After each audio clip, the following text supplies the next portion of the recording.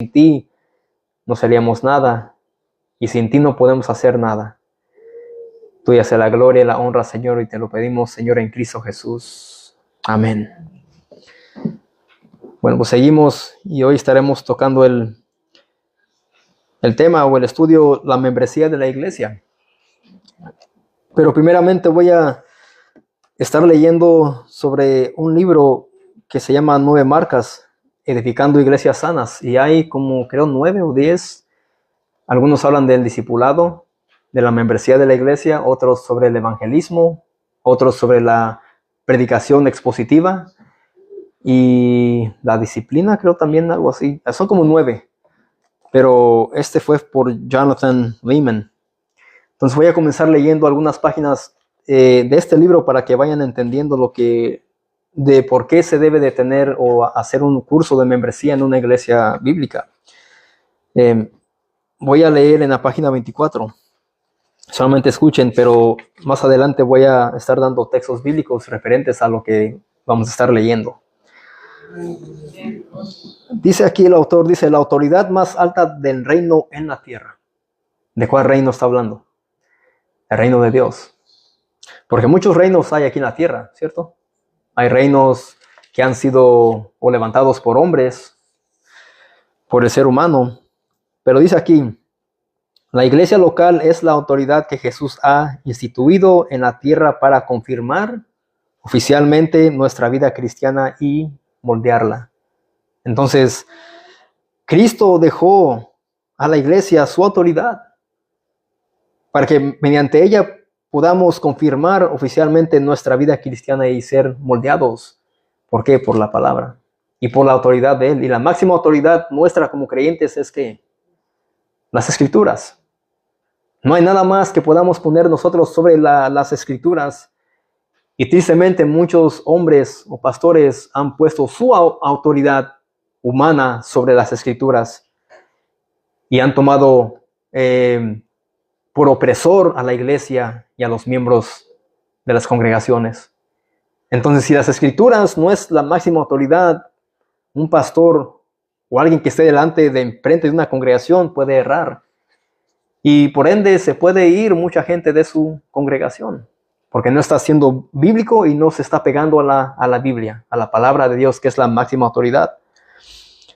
Sigue diciendo aquí el autor de este libro. De la misma manera que Jesús ha instituido el Estado, ha instituido la iglesia local. El Estado. Este Estado de este país tiene, ¿qué? Leyes civiles que debemos también nosotros de obedecer, como la velocidad. ¿Qué más? El alto, las luces de tráfico, todo esto tenemos que obedecerlas nosotros. Dice, es una autoridad institucional porque Jesús la ha instituido con autoridad. Ahora, las leyes civiles o estatales que están en la tierra han sido instituidas ¿por quién? Por Dios. Vamos a Romanos 13.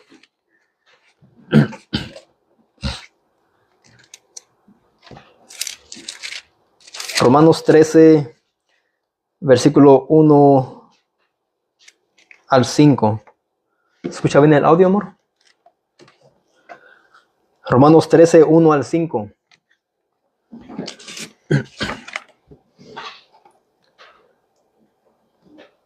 Dice así la palabra del Señor. Aquí está el apóstol Pablo dando mandamientos a los creyentes. Recuerden que la Biblia es un libro escrito para creyentes, no para no creyentes. Dice, sométase toda persona a las autoridades superiores, porque no hay autoridad sino de parte de Dios, y las que hay por Dios han sido ¿qué? Establecidas. Pablo aquí dice, sométase toda persona a las autoridades. Primeramente está hablando a los creyentes. Autoridades superiores, porque no hay autoridad sino de parte de Dios. Y dice, y las que hay por Dios han sido establecidas. Y esto, mis amados, no incluye a las leyes dictadoras o autoritativas. Dios nunca ha establecido una ley que un hombre dictador ponga en sus países. Yo no creo que Dios hará eso, como oprime a tu pueblo. Hazle mal a tu comunidad. Yo no creo que Dios haya eso. Dios no puede establecer a un dictador. Él sí permite que quizás por el pecado o por la maldad del ser humano, yo creo que Dios permite que tal país tenga opresores y hombres dictadores. Y eso quizás es muestra de la ira de Dios sobre una nación. Podemos ver México, ¿cómo está? México es un país idólatra que le rinden culto más bien a María, a los santos. Y vemos desde octubre hasta estas fechas, vemos cómo hay tantas fiestas y peregrinaciones que son rendidos cultos y dicen que no los adoran, pero al ellos llevarles las mañanitas y cantarles, para mí eso es ya un acto de adoración y Dios lo ve de igual manera. Así que es lo que está diciendo aquí. Dice el versículo 2, de modo que quien se opone a la autoridad que ha sido establecida por Dios, dice, a lo establecido por Dios resiste, y los que resisten acarrean condenación para quienes, para sí mismos. Aquellos que desobedecen la autoridad establecida por Dios, dice que ellos mismos acarrean condenación para sí mismos. Porque los magistrados no están para infundir temor al que hace el bien. ¿Quién sabe eso? El policía. Cuando una persona lo ve, digamos a ustedes, cuando ustedes ven un policía, ¿les da temor o no? ¿Les da temor? ¿Por qué?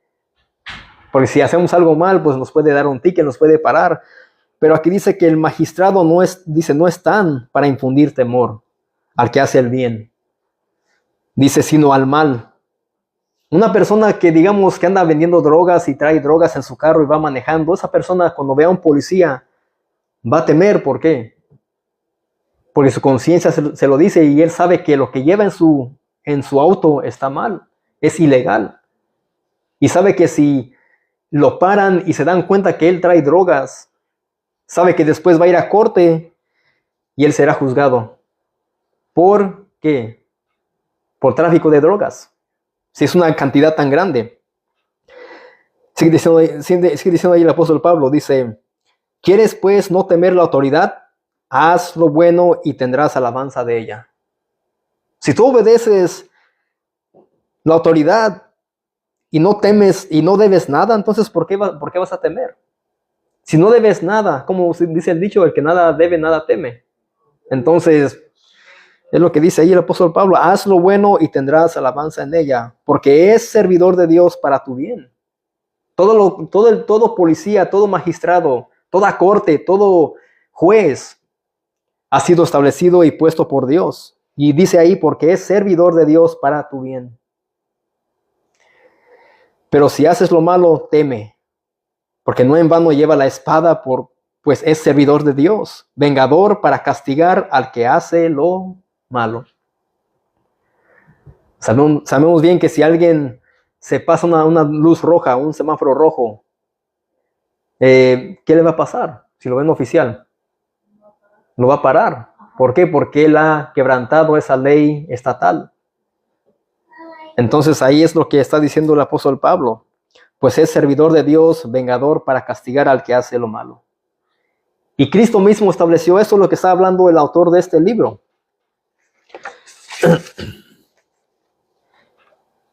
Dice, de la misma manera que Jesús ha instituido el Estado, ha instituido la iglesia local. Cristo lo ha hecho con una autoridad, porque Jesús la ha instituido con autoridad. Y sigue diciendo aquí el libro, así como la Biblia establece el gobierno de tu nación como la más alta autoridad en la tierra en relación con tu ciudadanía en esa nación, también la Biblia establece la iglesia local como la más alta autoridad en la tierra en relación con tu discipulado en Cristo y con tu ciudadanía en la actual nación prometida de Cristo.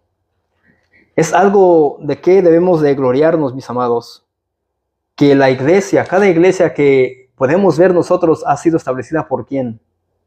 Por Cristo, por Dios. Gloria a Dios.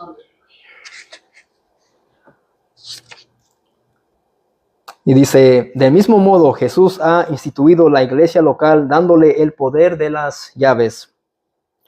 Básicamente, esto quiere decir que la iglesia local puede retirar la membresía a una persona bajo la autoridad de la palabra de Dios. Esto significa, por extensión, que la iglesia local tiene los mecanismos de seguridad necesarios para establecer las estructuras básicas de la vida del reino, tales como decidir quién es reconocido públicamente como ciudadano. Así que los miembros de cada congregación o cada anciano de una congregación, Dios le ha dado el deber para poder ver quién es un creyente verdadero. Ser reconocidos públicamente como ciudadano, como un cristiano. Por tanto, en vez de empezar con el concepto de la Biblia como asociación beneficia, necesitamos empezar con el concepto de la iglesia como el pueblo de un reino o nación. Pero la gente dice, ¿dónde se encuentra la membresía o esa palabra en la Biblia? Yo he escuchado a mucha gente que dice, ¿dónde está la membresía en la Biblia? ¿Por qué la practican? Y sigue diciéndole aquí, el problema es que están buscando algo así como un club al que unirse, porque la palabra membresía es una palabra que pertenece a los clubs del mundo, ¿cierto? Podemos ver que donde hay clubs de golf, ¿de qué más se puede decir? De gimnasio. Entonces ahí sí es donde usan más la membresía. Yo tengo una membresía, puedo ir cuando yo quiera, me dan una llave, pago mensual y soy miembro. Porque la palabra membresía es una palabra que pertenece a los clubs. Los clubs, los partidos políticos y los sindicatos laborales tienen miembros, pero normalmente no utilizan la palabra membresía en relación con los gobiernos y los ciudadanos de las naciones.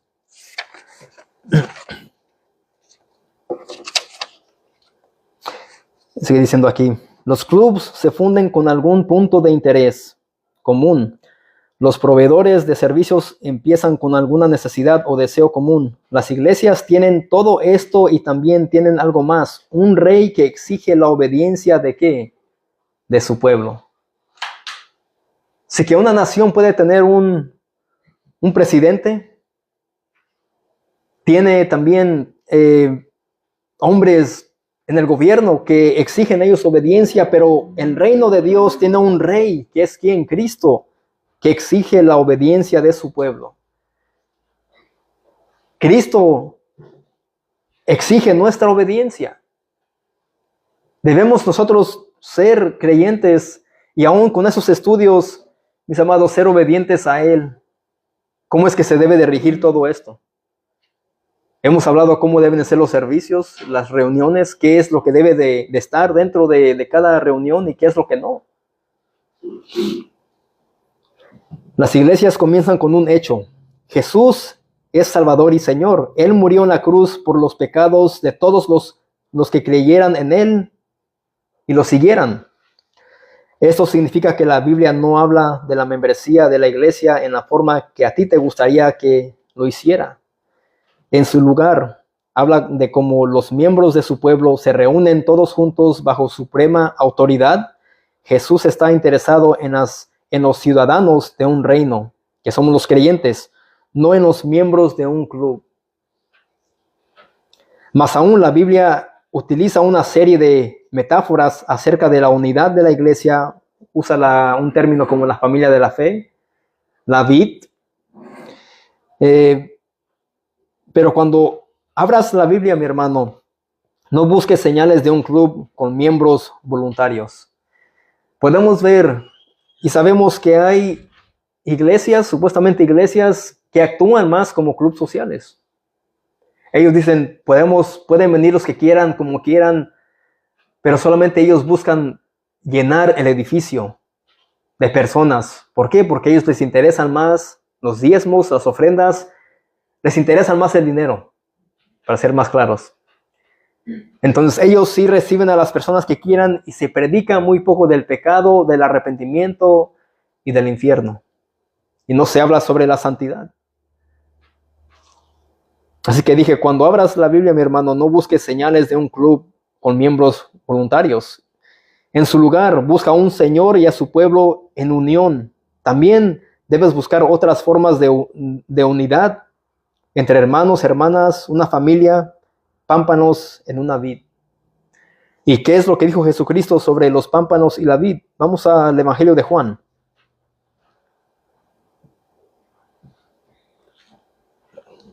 Capítulo 15.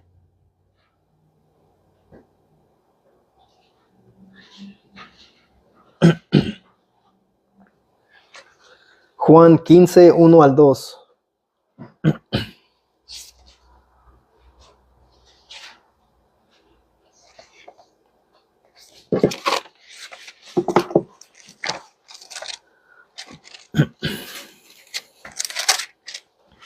Dijo nuestro Señor Jesucristo. Aquí está hablando Jesús, la vid verdadera. Jesús dijo en el versículo 1, dice, yo soy la vid verdadera y mi Padre es el labrador. Todo pámpano que en mí no lleva fruto lo quitará, y todo aquel que lleva fruto lo limpiará para que lleve más fruto. ¿Qué se refiere a esto? Los profetas en el Antiguo Testamento representaban a Israel como una viña o una vid plantada por Dios mismo para producir el fruto de virtud y justicia que a Dios le agrada. Eso era lo que representaban los profetas en el Antiguo Testamento. Pero en esta parábola Cristo se presenta como el verdadero Israel y enseña que es solo por una unión viva con Él que los creyentes pueden llevar un fruto agradable a Dios. Y no solamente eso, sino que dice ahí versículo 2, lo limpiará para que lleve más fruto. Y por eso es que nosotros como creyentes debemos de reunirnos, de escuchar la palabra, y no solamente los días de reunión, sino también los otros días de la semana, en casa, para que podamos ser más limpios. ¿Por qué? Por la palabra que ya hemos escuchado. Como le dijo Cristo a sus discípulos, ustedes ya son limpios por la palabra que os he hablado. Y es lo que está hablando aquí Cristo. Una iglesia unida a Cristo y su evangelio va a permanecer unida. Una iglesia unida a Cristo, ya al evangelio. No solamente a Cristo, ni solo el evangelio sin Cristo. Es Cristo y su evangelio va a permanecer unida. Es lo que nos une.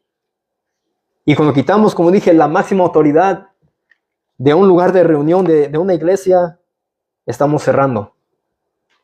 Y no estamos dando en el blanco.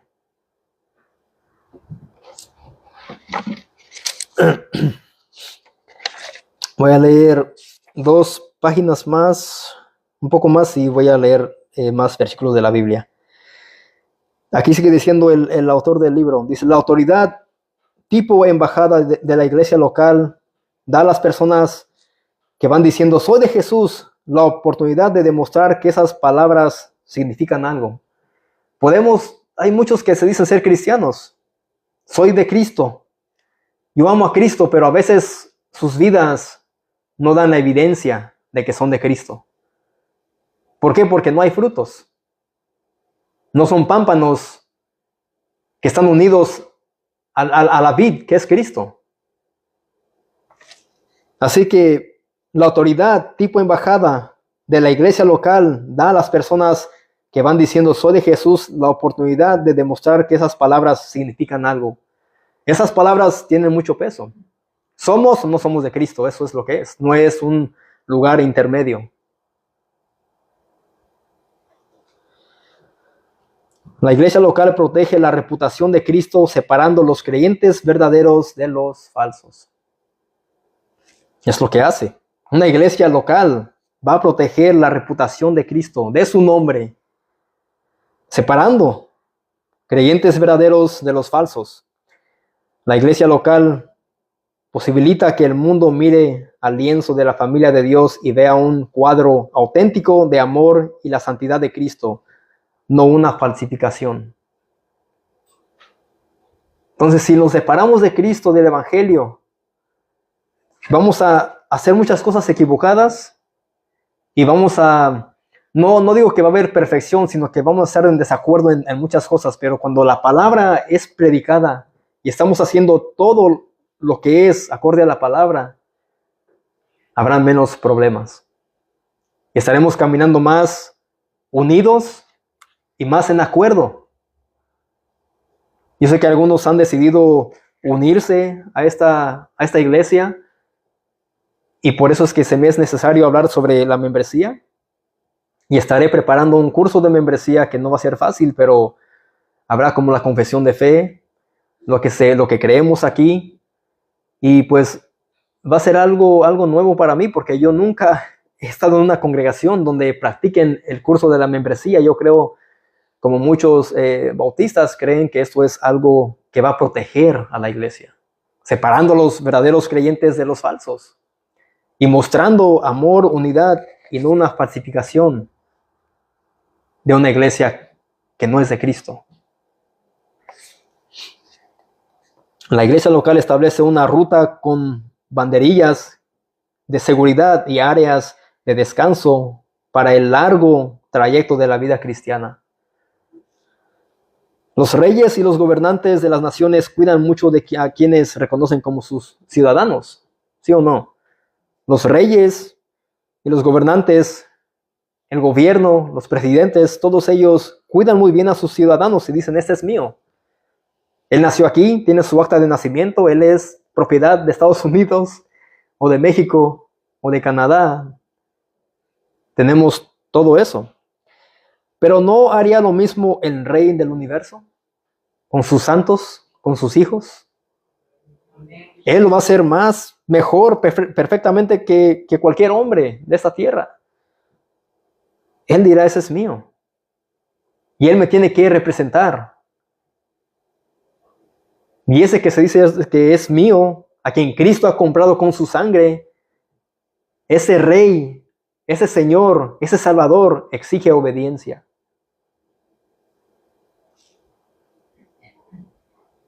Ahora, no nos unimos, sino que nos sometemos al momento de querer unirse unos a una iglesia. La membresía se hace no solamente para unirse, sino para someterse. Y esto yo creo que se va a escuchar un poco como con temor, o se va a hacer un dictador, o me va a querer controlar, pero aquí estamos todos juntos, vamos en la misma barca. No porque yo esté dando esto, significa que yo sea o tenga más autoridad que ustedes, no es así. Si Jesús ha provisto a la iglesia local de autoridad sobre nosotros, entonces no nos unimos simplemente a la iglesia como hacemos a los clubs o asociaciones, sino que nos sometemos a ellas como hacemos con los gobiernos. ¿Quién de aquí no se somete al gobierno? ¿Quién de aquí no se somete a lo que dice la ley estatal, lo civil? ¿Quién de aquí no paga sus impuestos? ¿Quién de aquí no paga la luz, la aseguranza de sus carros, las taxas? ¿Quién no lo hace? ¿Por qué? Es un deber. Si no lo hacemos, ¿qué?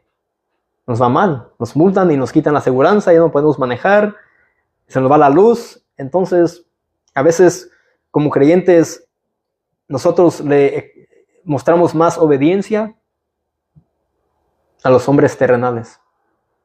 Y a Dios no le damos esa obediencia como debemos de dársela. Es un sometimiento a nuestro Dios, a nuestro Padre Celestial, a Cristo, que es el Rey. Él es quien nos compró con precio de sangre. Entonces es más un sometimiento, no es solamente una unión. Después de todo, tanto la iglesia como el gobierno representan la autoridad de Jesús, aunque de formas diferentes. Hasta los pastores y los líderes eclesiales deben someterse de esta manera a la iglesia. Es lo que está diciendo aquí el autor. Hasta los pastores y los líderes eclesiales deben de someterse de esta manera a la iglesia, a los congregantes, a los miembros. Incluso el que enseña, el que predica, debe hacerlo. Por eso les dije que no porque yo esté aquí detrás del púlpito y dando este estudio, significa que yo no voy a estar bajo sometimiento. Yo tendré que mostrar también humildad. También ellos deben tener su ciudadanía confirmada por la iglesia a través de la cena del Señor. Hemos hablado también sobre esto. Ahora, veamos un gran ejemplo de una confirmación electiva por los discípulos para un servicio, simplemente. Vamos a Hechos 6. Ya terminé con el libro, creo, sí, ya. Hechos 6.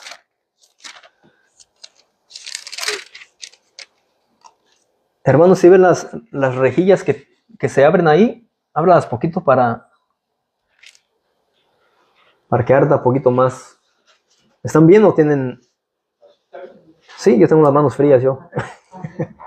Ok. Sí. ¿Sí ve esas ventanitas que tiene ahí? Ajá. Y si le hace falta más leña, échenle más leña, por favor. Hechos 6, 1 al 7.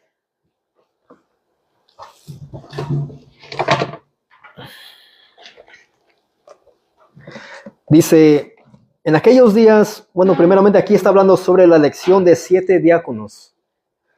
Y aquí fue el comienzo de la iglesia primitiva. Y vamos a ver lo que sucedió aquí. En aquellos días, como crecía el número de los discípulos, aquí ciertamente iban creciendo los creyentes, los que eran verdaderos, porque ya eran discípulos.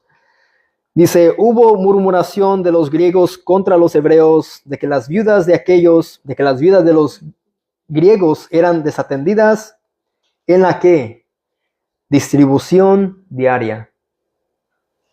Aquí hubo un conflicto entre los discípulos, entre los griegos y los hebreos, y me imagino que quizás había un poco más de favoritismo hacia los hebreos más que a los griegos, como siendo ellos gentiles, pero ya eran discípulos. Y comenzó la murmuración. Entonces los 12 convocaron a la multitud de los discípulos. ¿Cuáles 12? ¿Quiénes creen ustedes que eran los 12?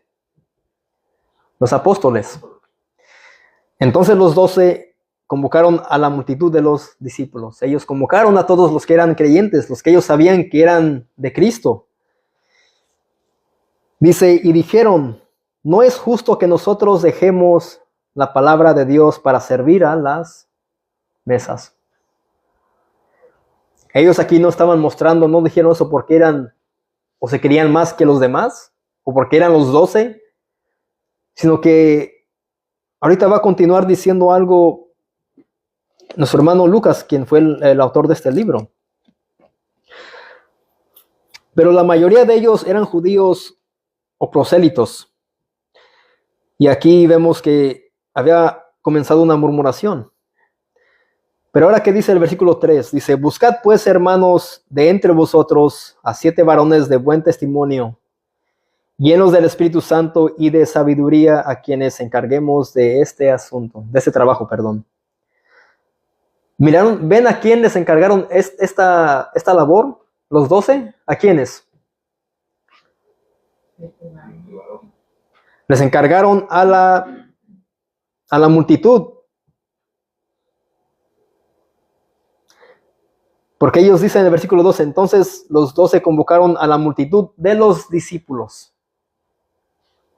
Ellos no dijeron, nosotros vamos a buscar a 7 varones. Ellos dijeron, ustedes van a buscar a 7 varones de buen testimonio, número 1, llenos del Espíritu Santo, número 2, ¿y de qué más? De sabiduría. Tenían que ser hombres de buen testimonio, llenos del Espíritu Santo y sabios, a quienes encarguemos de este trabajo. ¿De qué trabajo? De la distribución diaria, dice al final del versículo 1.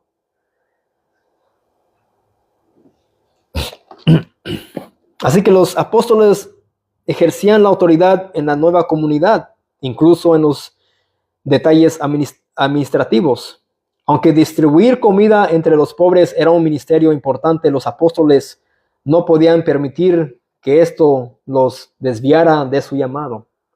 ¿Cuál era el llamado de ellos? Versículo 4. Y nosotros persistiremos en la oración y en el ministerio de la palabra. Ellos tenían ya un trabajo. El llamado de ellos era ¿qué?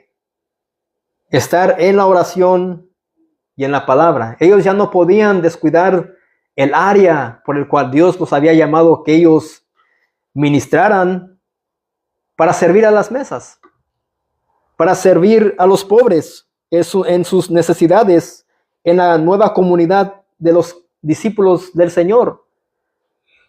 Ellos no están mostrando autoridad. Bueno, sí, de Cristo, sí, pero ellos le dieron la autoridad ¿a quiénes? A la multitud de los discípulos, que ellos buscaran a 7 varones de buen testimonio, llenos del Espíritu Santo y de sabiduría. Ellos le dieron la autoridad que Cristo les había dado a ellos. Ahora ellos le habían dado la autoridad a la multitud de los discípulos a buscar a 7 varones que se encargaran de ese trabajo.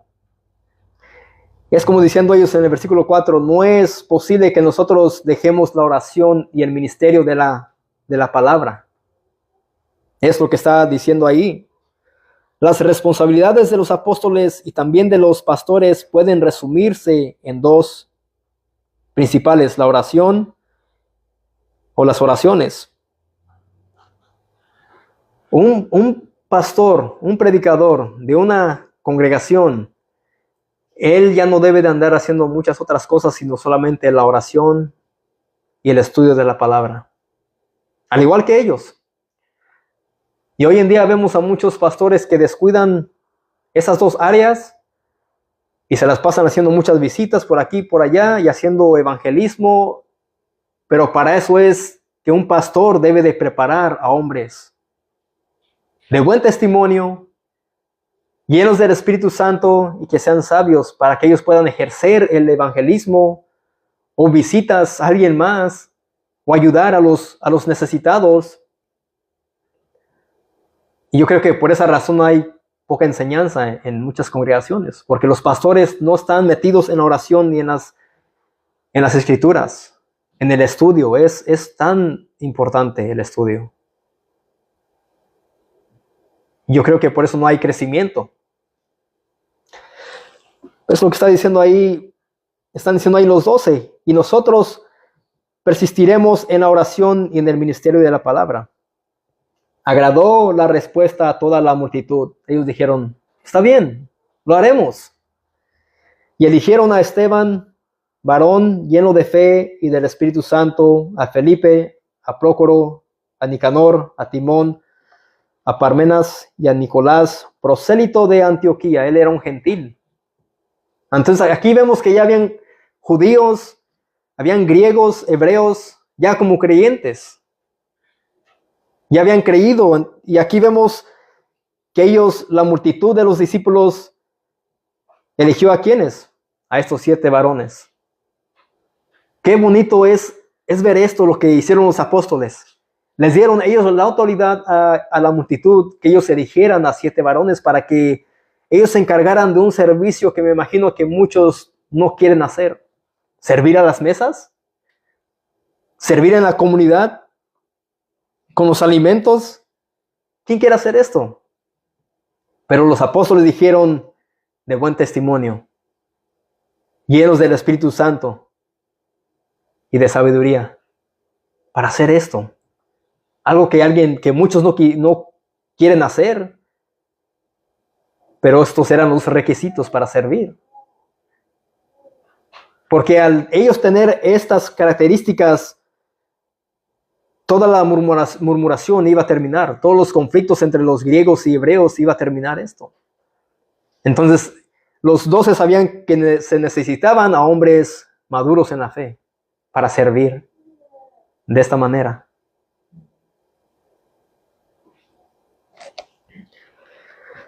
Versículo 6. A los cuales presentaron ante los apóstoles, ellos dijeron, mira, elegimos a Esteban, Felipe, Prócoro, Nicanor, Timón, Parmenas y a Nicolás. Queremos a estos, a ellos. Dice que los llevaron, los presentaron ante los apóstoles, quienes orándoles impusieron las manos y oraron por ellos. Para servir de esa manera. Dice, ¿y cuál fue el resultado de todo esto? Versículo 7. Y crecía la palabra del Señor. Y el número de los discípulos se multiplicaba grandemente en Jerusalén. También muchos de los sacerdotes obedecían a la fe.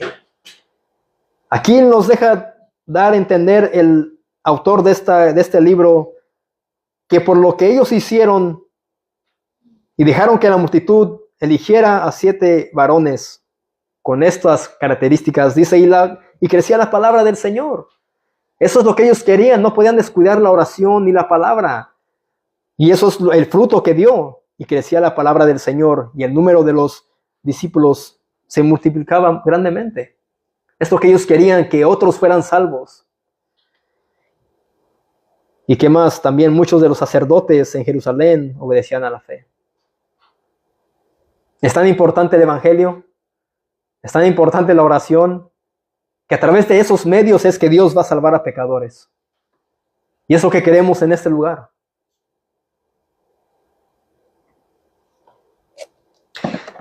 Así que ahí vemos un ejemplo de, como dije, de una confirmación electiva por los discípulos para el servicio. Ellos lo hicieron, ¿y por qué nosotros no podemos hacer esto? Ustedes como congregantes de ese lugar, si el Señor permite, si crecemos aún más, ustedes van a ser quien elijan a un pastor y a diáconos, porque ellos son quienes les van a servir a ustedes. Y ustedes van a tener que ver esto en ellos, lo que los 12 les dijeron a la multitud, que sean hombres de buen testimonio, llenos del Espíritu Santo y de sabiduría. Pero esa lección va a ser de ustedes como congregantes. Yo no soy pastor, estamos comenzando, pero oro al Señor que traiga a alguien que llegue a ser un pastor de esta congregación. Pero el Señor va a poner a quien Él va a querer poner, y va a ser por la votación de ustedes. No se va a elegir solamente por mí, o por el hermano Carlos, si es que él decide quedarse, o alguien más. No, se van a presentar aquí, y si alguien tiene algo que diga, no, yo sé algo de él, yo sé su testimonio, que fuera de este lugar no está bien, entonces se llegará a decir, entonces vamos a ver este asunto.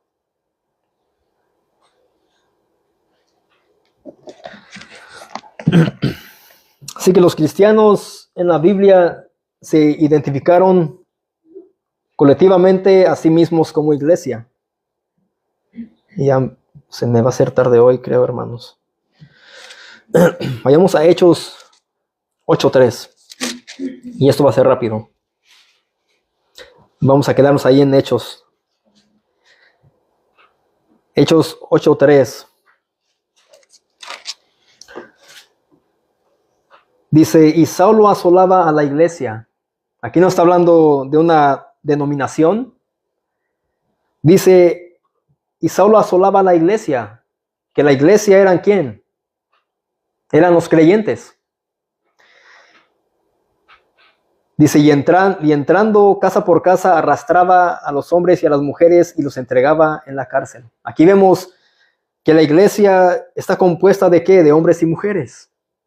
La iglesia de Cristo son hombres y mujeres que han creído, son creyentes. Somos. Ahora Hechos 11, versículo 22 y 26.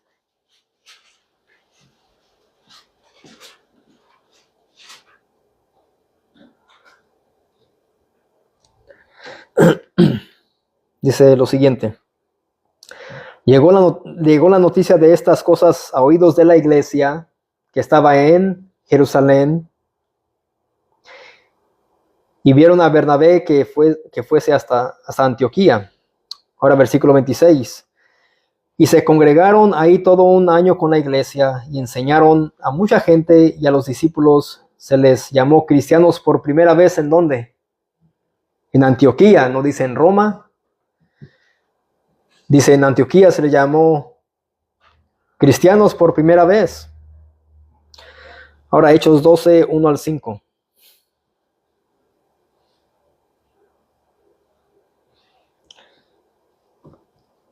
En aquel mismo tiempo el rey Herodes echó mano a algunos de la iglesia. ¿Para qué? Maltratarles. Aquí vemos que echó manos a creyentes y mató a espada a Jacobo, hermano de Juan. Y viendo que esto había agradado a los judíos, procedió a prenderle también a Pedro. Eran entonces los días de los panes sin levadura. Y habiéndole tomado preso, le puso en la cárcel, entregándole a 4 grupos de 4 soldados cada uno, para que le custodiesen, y se proponía sacarle al pueblo después de la Pascua. Así que Pedro estaba custodiado en la cárcel, pero la iglesia hacía ¿qué? Hacía sin cesar oración a Dios por él. Ahí vemos que en todos lugares habían creyentes. Es la iglesia de Cristo. No es una denominación, y no comenzó en Roma, sino comenzó en donde fueron llamados cristianos por primera vez, en Antioquía.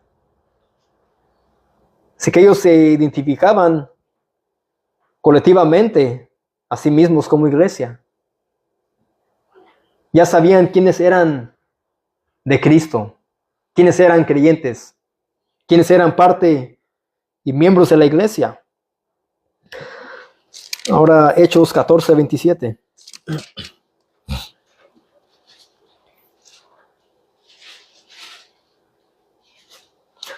Empezamos un poco tarde, ¿verdad? ¿Como 10 minutos? Ok, entonces voy bien entonces. Hechos 14, 27.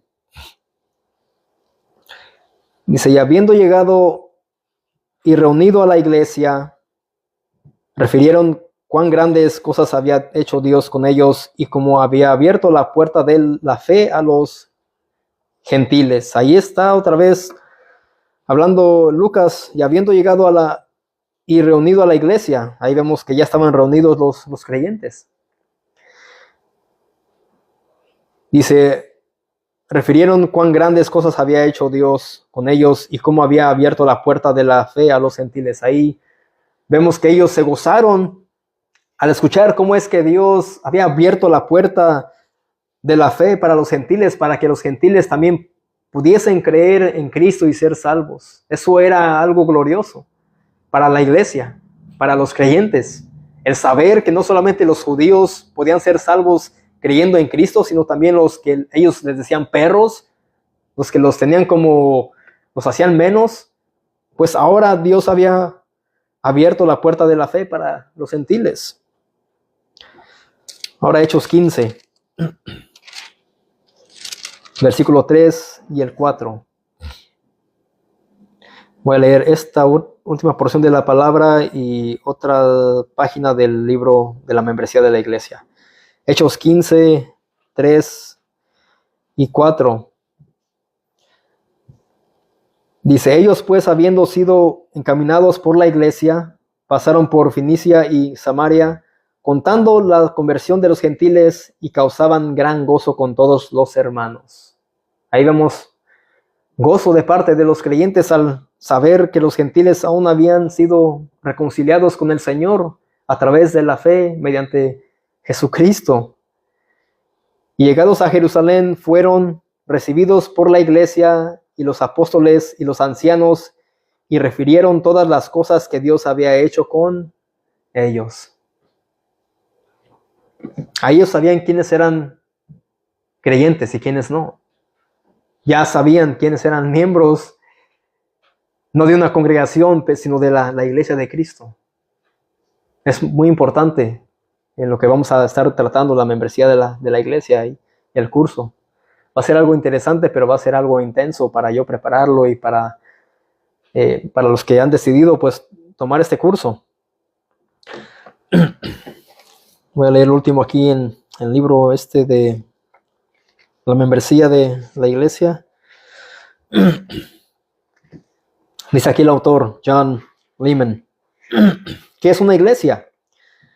Volvamos a la definición de una iglesia local en una sola frase. Dice, una iglesia local es un grupo de cristianos que se reúne regularmente en el nombre de Jesús para confirmar y supervisar oficialmente la membresía mutua en Jesucristo y en su reino, a través de la predicación del evangelio y la práctica de los sacramentos. Y 5 partes de esta definición: un grupo de cristianos, una reunión regular, la responsabilidad mutua de toda congregación de confirmarse y supervisarse. Eso es lo que debemos hacer, ser supervisados unos por los otros, no solamente ustedes por mí. El propósito de representar oficialmente a Cristo y su gobierno en la tierra se reúnen en su nombre. La práctica de la predicación de los sacramentos para lograr estos propósitos. Entonces necesitamos que la palabra del Señor sea predicada fielmente, que el evangelio sea predicado en cada estudio, en cada sermón, para confirmar si somos de Cristo o no. Porque hoy en día se predica mucho sobre mensajes que motivan al ser humano, que les motiva a ser grandes, exitosos. Y eso no es lo que los apóstoles vivieron, ¿o sí? Ellos fueron hombres grandes. Bueno, en el reino de Dios sí, pero en la tierra no fueron. Fueron hombres del vulgo, sin letra, sin estudio, excepto el apóstol Pablo y Lucas, creo que fue doctor. Pero ellos no fueron exitosos, pero fueron exitosos al momento de ellos morir y partir con Cristo. Pero aquí es necesario que prediquemos la palabra fielmente y que pongamos por obra lo que estamos hablando, las ordenanzas, el bautismo. Si una persona ha creído en Cristo Jesús y si hay agua, pues ¿qué impide que sea bautizado? La cena del Señor. Sobre esto la membresía también. Y la semana que viene vamos a estar hablando sobre la disciplina. Pero a como está en la palabra, no a mi manera. Y creo que parte de eso también está aquí. Tengo un libro también sobre la disciplina que voy a estar leyendo para poder que ustedes entiendan bien lo que es. Así que, mis amados, una embajada terrenal no nos transforma en ciudadanos, ¿o sí? ¿Una embajada te hace ciudadano? No te hace ciudadano. ¿Qué hace una embajada entonces? Simplemente nos confirma como ciudadanos. De manera similar, la iglesia no transforma a sus miembros en creyentes, sino que confirma a aquellos que ya son ciudadanos del reino de Dios mediante fe en Cristo. Así que cuando estemos después que hagamos el curso de membresía, los que han decidido, pues también se les va a pedir hacer y darnos delante de todos, hablar de su conversión. Y creo que eso va a ser edificante para los niños y para los jóvenes, para que ellos escuchen cómo es que Dios los cambió, cómo es que fueron trasladados de las tinieblas a la luz admirable, creyendo en Cristo Jesús. Es una práctica, yo creo, sana. Muchos los hacen y muchos no. Pero qué hermoso es testificar lo que Cristo ha hecho en un pecador. Eso es hacerlo para que Cristo se lleve la gloria, no el hombre. Y reconocer que Él es santo y nosotros somos imperfectos. Pero en Cristo somos vistos ya justos delante de Dios. Así que no teman, no se asusten cuando escuchan la membresía, cursos de membresía y estudios sobre la disciplina. ¿Quién sabe si algún día tendré que ser yo disciplinado, siendo el que dio el estudio? Oremos. Padre, te damos las gracias, Señor. Sabemos que hoy, Señor, pues el estudio fue un poco diferente, Señor, y es necesario, Padre, para que podamos nosotros, Señor, comprender y entender qué es lo que se requiere para alguien que se quiera ser miembro de una congregación, Señor. Pero Padre, por favor, danos humildad